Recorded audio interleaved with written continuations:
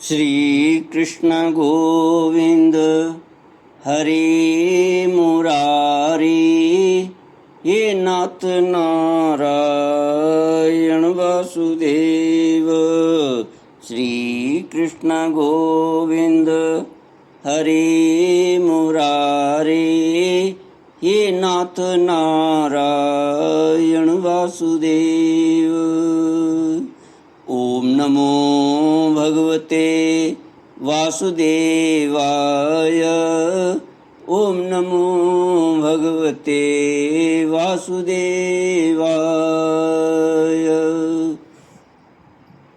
कृष्णाय वासुदेवाय हरये परमात्मने प्रणतक्लेशनाशाय गोविन्दाय नमो नमः। सच्चिदानन्दरूपाय विश्वोत्पत्त्यादिहेतुवे तापत्रयविनाशाय श्रीकृष्णाय वयं नमः। सच्चित आनंद स्वरूप परमात्मा जो सृष्टि के उत्पत्ति, पालन और संहार करता है तथा जीवों के आध्यात्मिक, आदि दैविक, आदि भौतिक तापों को नष्ट करने वाले हैं, अर्थात जीवों के मानसिक, शारीरिक और भौतिक दुखों को दूर करने वाले हैं, उन श्री कृष्ण भगवान को हम नमस्कार करते हैं। श्री कृष्ण गोविंद हरे मुरारी, ये नाथ नारायण वासुदेव। श्रीमद् भागवत सप्तम स्कंद अथ पंचदशोऽध्याय श्लोक 56 से। नारद उवाच य एते देवानाम अयने वेद निर्मिते शास्त्रेण चक्षुषा वेद जनस्थोऽपि न मुह्यति आदावन्ते जनानां सद्बहिरन्तपरावरम् ज्ञानं ज्ञेयं वचो वाच्यं तमो ज्योतिस्त्वयं स्वयं।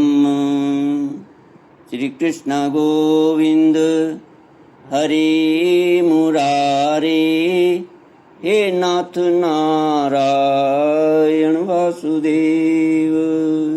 श्री नारद जी युधिष्ठिर जी को आगे कथा उपदेश करते हुए कहते हैं कि ये पितृयान और देवयान दोनों ही वेदोक्त मार्ग हैं, जिनको प्रवृत्ति और निवृत्ति मार्ग कहा गया है। ये दोनों ही मार्ग वेदोक्त हैं। जो शास्त्रीय दृष्टि से इन्हें तत्वतः जान लेता है, वह शरीर में स्थित रहता हुआ भी मोहित नहीं होता। पैदा होने वाले शरीरों के पहले भी कारण रूप से और उनका अंत हो जाने पर भी उनकी अवधि रूप से जो स्वयं विद्यमान रहता है, जो भोग रूप से बाहर और भोक्ता रूप से भीतर है, तथा ऊंच और नीच जानना और जानने का विषय वाणी और वाणी का विषय अंधकार और प्रकाश आदि वस्तुओं के रूप में जो कुछ भी उपलब्ध होता है, वह सब स्वयं यह तत्ववेता ही है। इसी से मोह उसका स्पर्श नहीं कर सकता। दर्पण आदि में देख पड़ने वाला प्रतिबिंब विचार और युक्ति से बाधित होता है, उसका उनमें अस्तित्व नहीं है ही नहीं। फिर भी वस्तु के रूप में तो वह दिखता ही है। वैसे ही इंद्रियों के द्वारा देखने वाला वस्तुओं का भेदभाव भी विचार, युक्ति और आत्मानुभव से असंभव होने के कारण वस्तुतः न होने पर भी सत्य सा प्रतीत होता है। पृथ्वी आदि पंचभूतों से इस शरीर का निर्माण नहीं हुआ है। वास्तविक दृष्टि से देखा जाए तो न तो वह उन पंच महाभूतों का संघात है और न विकार या परिणाम ही, क्योंकि यह अपने अवयवों से न तो पृथक है और न उनमें अनुगत ही है, अतएव मिथ्या है। इसी प्रकार शरीर के कारण रूप पंचभूत भी अवयवी होने के कारण अपने अवयवों सूक्ष्म भूतों से भिन्न नहीं है, अवयव रूप ही हैं। जब बहुत खोजबीन करने पर भी अवयवों के अतिरिक्त अवयवी का अस्तित्व नहीं मिलता, वह असत ही सिद्ध होता है। तब अपने आप ही यह सिद्ध हो जाता है कि ये अवयवी असत्य ही हैं। जब तक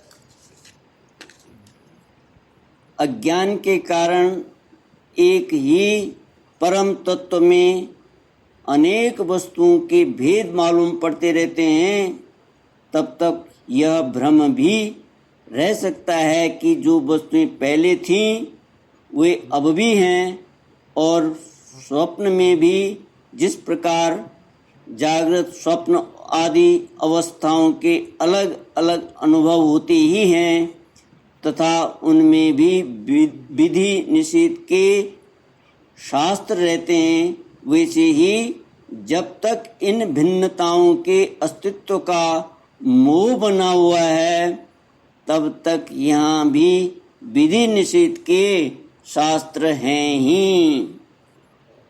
जो विचारशील पुरुष स्वानुभूति से आत्मा के त्रिविध अद्वैत का साक्षात करते हैं, वे जागृत स्वप्न सुषुप्ति और दृष्टा दर्शन तथा दृश्य के भेद रूप स्वप्न को मिटा देते हैं। ये अद्वैत तीन प्रकार के हैं, भावाद्वैत, क्रियाद्वैत और द्रव्याद्वैत। जैसे वस्त्र सूत रूप ही होता है, वैसे ही कार्य भी कारण मात्र ही है, क्योंकि भेद तो वास्तव में है ही नहीं। इस प्रकार सबकी एकता का विचार भावाद्वैत है।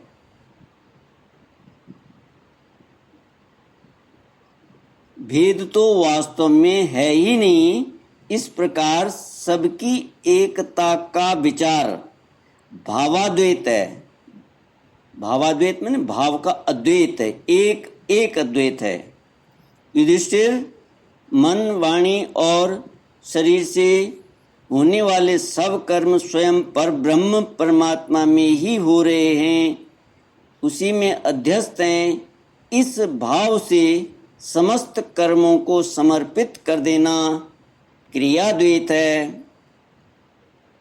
स्त्री पुत्र आदि सगे संबंधी एवं संसार के अन्य समस्त प्राणियों के तथा अपने स्वार्थ और भोग एक ही हैं, उनमें अपने और पराये का भेद नहीं है। इस प्रकार का विचार द्रव्याद्वैत है। युधिष्ठिर, जिस पुरुष के लिए जिस द्रव्य को जिस समय जिस उपाय से जिससे ग्रहण करना शास्त्राज्ञा के विरुद्ध न हो, उसी से अपने सब कार्य संपन्न करने चाहिए। आपत्ति काल को छोड़कर इससे अन्यथा नहीं करना चाहिए। महाराज, भगवत भक्त मनुष्य वेद में कहे हुए इन कर्मों के तथा अन्यान्य स्वकर्मों के अनुष्ठान से घर में रहते हुए भी श्री कृष्ण की गति को प्राप्त करता है। युधिष्ठिर, जैसे तुम अपने स्वामी भगवान श्री कृष्ण की कृपा और सहायता से बड़ी बड़ी कठिन विपत्तियों से पार हो गए हो और उन्हीं के चरण कमलों की सेवा से समस्त भूमंडल को जीतकर तुमने बड़े बड़े राष्ट्रीय आदि यज्ञ किए हैं। पूर्व जन्म में, इसके पहले के महाकल्प में मैं एक गंधर्व था। मेरा नाम था उपबरहण और गंधर्वों में मेरा बड़ा सम्मान था। मेरी सुंदरता, सुकुमारता और मधुरता अपूर्व थी। मेरे शरीर में से सुगंध निकला करती और देखने में मैं बहुत अच्छा लगता। स्त्रियां मुझसे बहुत प्रेम करती और मैं सदा प्रमाद में ही रहता। मैं अत्यंत विलासी था। एक बार देवताओं के यहाँ ज्ञान सत्र हुआ। उसमें बड़े बड़े प्रजापति आए थे। भगवान की लीला का गान करने के लिए उन लोगों ने गंधर्व और अप्सराओं को बुलाया था।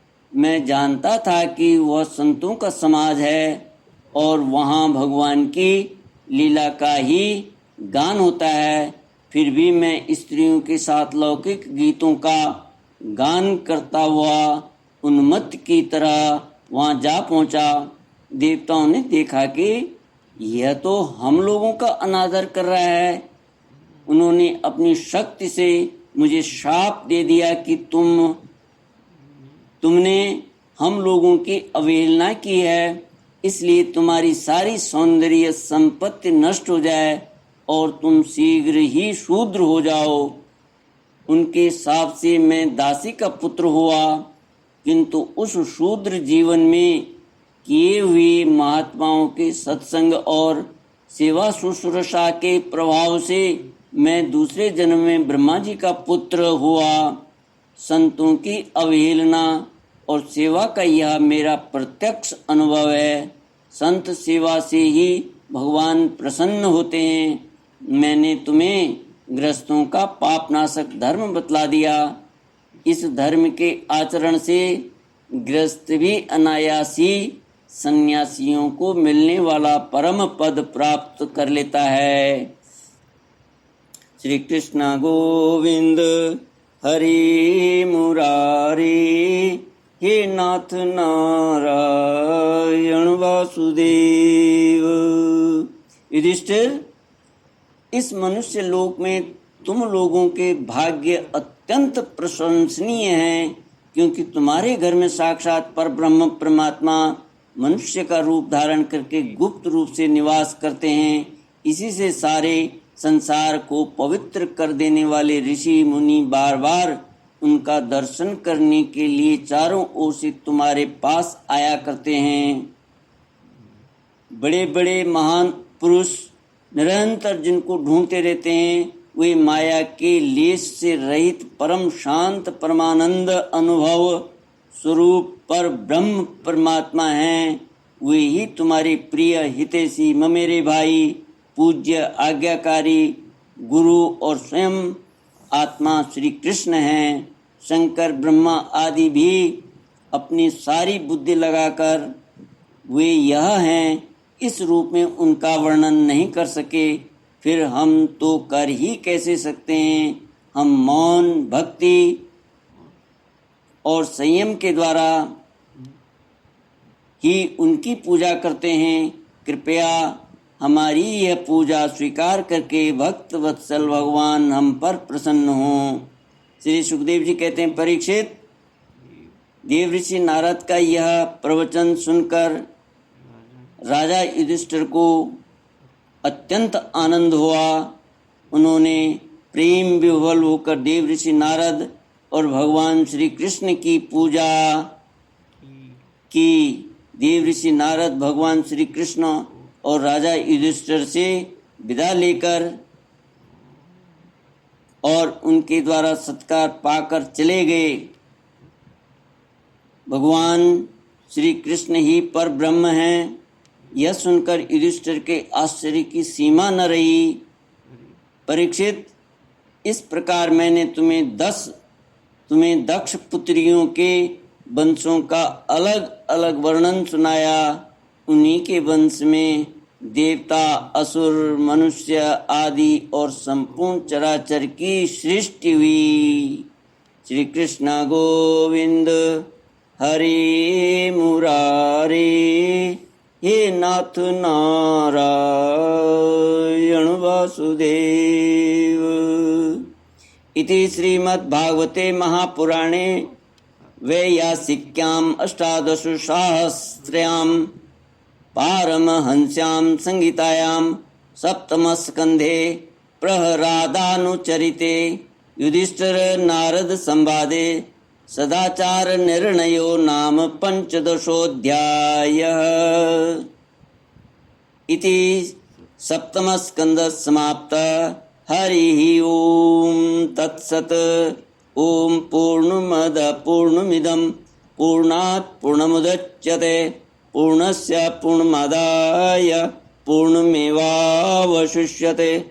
ओम शांति शांति शांतिः। हरि ओम श्री गुरुभ्यो नमः। हरि ओम।